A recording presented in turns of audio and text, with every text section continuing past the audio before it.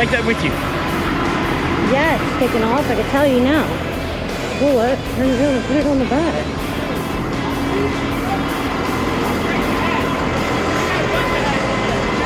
But I need one like that.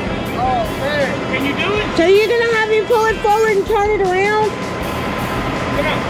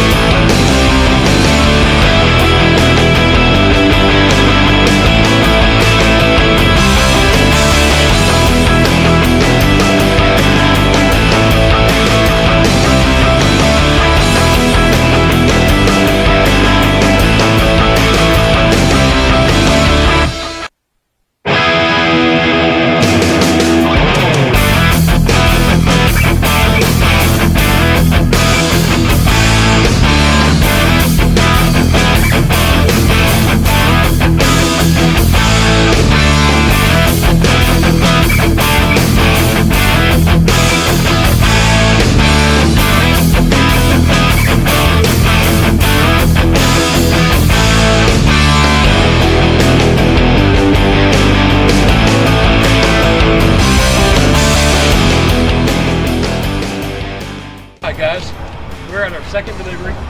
Got 2 more tractors to unload.